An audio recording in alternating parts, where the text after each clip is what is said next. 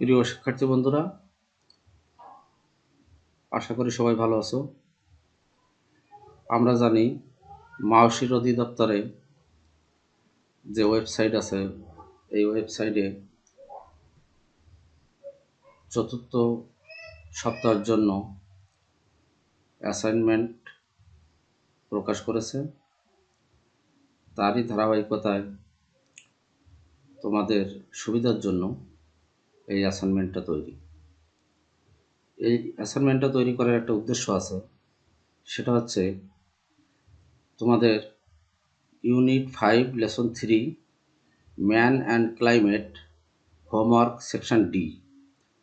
এই homework section ডিতে তোমাদের একটি প্রতিবেদন লিখতে হবে। অর্থাৎ প্রতিবেদনটা তোমরা বাংলায় লিখতে পারো, বা বাংলায় কীভাবে লিখতে হয় সেটা কিন্তু তোমরা জানো, কিন্তু ইংরেজিতে একটা প্রতিবেদন কীভাবে লিখতে হয় সংবাদপত্রে প্রকাশের জন্য, এটা কিন্তু তোমরা হয়তো সেভাবে জানো না। সেই জন্য কিন্তু এই ভিডিওটা তৈরি করা। তো প্রিয় শিক্ষার্থী বন্ধুরা, আমাদের ক্লাস 9-এর প্রথমে যে অ্যাসাইনমেন্টটি আছে, অর্থাৎ হোমওয়ার্ক করতে দেওয়া আছে, সেটা হচ্ছে দেখো, unit 5 lesson 1 the grid of the mighty reverse. Section ডিতে, হোমওয়ার্কের সেকশন ডি, অর্থাৎ তোমাদের টেক্সট বুকে সেকশন ডিতে দেখো এরকম আছে, ইউনিট 5 লেসন 1-এর section D, text book, page number 58। এই 58 পৃষ্ঠায় সেকশন ডিতে যে প্রশ্নটি আছে সেটা হচ্ছে complete the summary of Meherjan's life with words phrase from the box. অর্থাৎ এখানে যে দাগ নম্বরগুলো আছে সেখানে কিন্তু ওয়ার্ড অথবা ফ্রেজ মিসিং আছে। তো অ্যাকর্ডিং টু টেক্সট বুক তোমাদের এইগুলো সমাধান করতে হবে। অর্থাৎ এই ওয়ার্ড অথবা ফ্রেজ বসিয়ে ইনকমপ্লিট যে সেন্টেন্সগুলো আছে তাকে কমপ্লিট করতে হবে। তো প্রথমে দেখো, টেক্সট বুক 58 পৃষ্ঠা খুলে দেখো, Meherjaan is typical homeless woman who lives in a slum. আমরা জানি, গল্পটি আমরা পড়েছি, মেহেরজান একটি বস্তিতে বাস করত এবং যেহেতু তার কোনো বাড়িঘর ছিল না, তাই সে বস্তিতে বাস করত। She lost her shelter and properties, the erosion of the river Jamuna. কারণ সে তার বাড়িঘর, আশ্রয় এবং সম্পত্তি হারিয়েছিল যমুনা নদী ভাঙনের জন্য, অর্থাৎ ডিউ টু হচ্ছে জন্য, এটা একটা ফ্রেজ। অর্থাৎ এখানে এই ডিউ টু ফ্রেজটি মিসিং ছিল।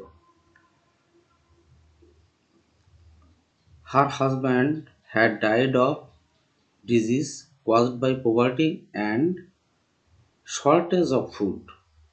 অর্থাৎ শর্টেজ অফ ফুড, এই ফ্রেজটা এখানে মিসিং ছিল। তার স্বামী কিন্তু মারা গিয়েছিল দারিদ্রতার কারণে এবং খাদ্যের অভাবে, খাদ্যের স্বল্পতার কারণে কিন্তু মারা গিয়েছিল।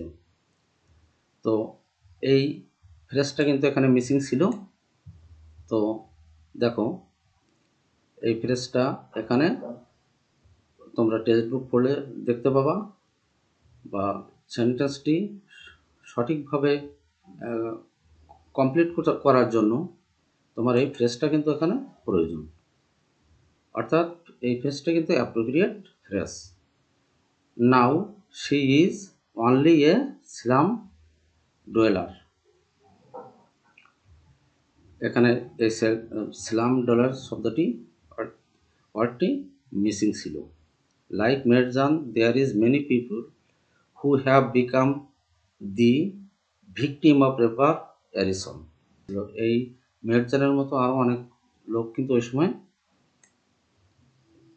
হয়েছিল, অর্থাৎ নদী ভাঙনের শিকার হয়েছিল। ভিকটিম মানে শিকার হওয়া। তো এইভাবে আমরা কিন্তু এই ফ্রেজ বা ওয়ার্ড, মিসিং ওয়ার্ডগুলো এখানে দিয়ে আমরা একটি পরিপূর্ণ অ্যান্সার করতে পারি। তো সবথেকে গুরুত্বপূর্ণ যেটা, সেটা হচ্ছে সেকশন ডিতে গিয়ে দেখো ইউনিট 5 লেসন 3 তোমাদের টেক্সট বুকে দেখতে পাবা পেজ নম্বর 64, অর্থাৎ 64 পেজে তোমরা এই সেকশন ডিতে কি আছে তার ইনস্ট্রাকশনটা কিন্তু তোমরা পাবা। তো সেকশন ডিতে যেটা আছে সেটা আমি দেখো, write a letter to the editor of A news paper expressing your concern about growing deforestation in your area. Describe how deforestation is changing your environment. Also suggest what action could be taken to stop cutting down trees. Follow the clues. একটি সংবাদপত্র প্রকাশের জন্য, অর্থাৎ সংবাদপত্রের যে সম্পাদক editor আছে তার কাছে একটি পত্র লিখো, যাতে তিনি তার পত্রিকায় একটি সংবাদ প্রকাশ করে, অর্থাৎ এই প্রতিবেদনটি যে বৃক্ষ নিধন হচ্ছে এই প্রতিবেদনটি যাতে প্রকাশ করে। এটার জন্য আমাদের পরিবেশে একটি বড় ধরনের পরিবর্তন হচ্ছে এবং এই কি পদক্ষেপ গ্রহণ করলে আমরা এই গাছ কাটা বন্ধ করতে পারি তার একটা দিক নির্দেশনা এখানে দিতে হবে। এখানে অবশ্যই আমার নিম্নে যে ক্লুগুলো আছে এই ক্লুটা ফলো করতে হবে, অর্থাৎ যে কারণে বৃক্ষ নিধন হচ্ছে তার একটি বর্ণনা থাকতে হবে। প্রতিবেদনের পরিবেশের উপরে, আমাদের সমগ্র পরিবেশের উপরে যে কার্বন ডাইঅক্সাইডের একটা প্রভাব আছে সেটা লিখতে হবে। এর ফলে গ্রিন হাউস কি ইফেক্ট ফেলছে এবং যে জনগণকে কীভাবে সচেতন করতে হবে, এই ধরনের কিছু ইনস্ট্রাকশন এখানে দেওয়া আছে। অর্থাৎ পরিপূর্ণ প্রতিবেদনে এই দিক নির্দেশনাগুলো থাকবে বা এই যে ক্লুগুলো আছে এই ক্লুগুলো ইউজ করে তোমাদের প্রতিবেদনটা তৈরি করতে হবে। তো অ্যান্সার দেখো, আমরা জানি প্রতিবেদনের প্রথমে তারিখ, তারপর যার কাছে পাঠানো হয় সেই অথরিটির ঠিকানা লিখতে হয়। তো প্রতিবেদনের প্রকাশের জন্য আমরা প্রথমে যেটা লিখে থাকি একবার কমন কিছু সেন্টেন্স আমরা কিন্তু প্রত্যেকটা প্রতিবেদনে লিখতে পারি। With due respect, I would like to draw your kind attention to a very alarming incident that deforestation in my locality. It will be very grateful to you if you publish my letter on your daily newspaper considering its emergency. আপনার বহুল প্রচারিত পত্রিকায় আমার নিম্নোক্ত যে লেটারটি আছে, অর্থাৎ প্রতিবেদনটি আছে বৃক্ষ নিধন সম্পর্কে, সেটি আপনার পত্রিকা জরুরি ভিত্তিতে ছাপিয়ে আমাদের কৃতার্থ করবেন। তো প্রতিবেদনটা দেখো, এখানে আছে তালা is a very charming village covered with various types of trees under Satkhira district. তো আমার এই ইনস্ট্রাকশনগুলো কিন্তু এখানে থাকতে হবে।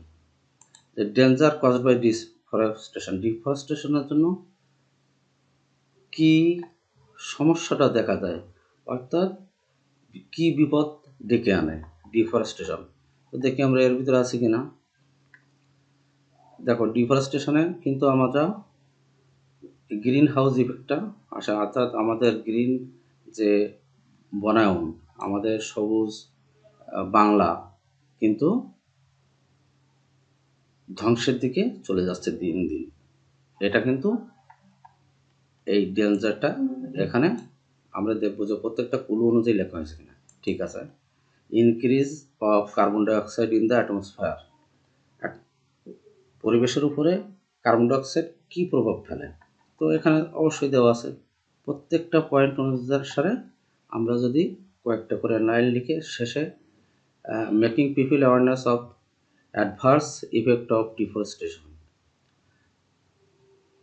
লোকদেরকে জনগণকে সচেতন করতে হবে এর বৃক্ষ নিধনের কুফল সম্পর্কে জানিয়ে তাদের জনগণকে সতর্ক করতে হবে। তো এখানে দেখো সেভাবে আমরা এখানে কি কি অ্যাকশন নিতে হবে, এখানে কিন্তু পুরো ইনস্ট্রাকশনটা আমাদের সেইভাবে দেওয়া আছে। তো বন্ধুরা, নিশ্চয়ই তোমরা বুঝতে পারছো ইংরেজিতে প্রতিবেদন কীভাবে লিখতে হয়। তো আমরা এই অ্যাসাইনমেন্টের মাধ্যমে দেখতে পেলাম যে ইংরেজিতে প্রতিবেদনটা কিন্তু খুবই জরুরি, যার জন্য আমাদের শিক্ষা মন্ত্রণালয় তোমাদের এই অ্যাসাইনমেন্টটি দিয়েছে, অর্থাৎ যে প্রতিবেদন আকারে ইংরেজিতে সংবাদপত্র প্রকাশের জন্য একটা পত্র লিখতে হবে। প্রিয় শিক্ষার্থীরা, তোমাদের ধন্যবাদ সাথে থাকার জন্য। আর আমাদের পুরো ভিডিওগুলো পেতে হলে অবশ্যই আমাদের পেজে লাইক দিবে, আমাদের সাথে থাকবে। ধন্যবাদ সবাইকে।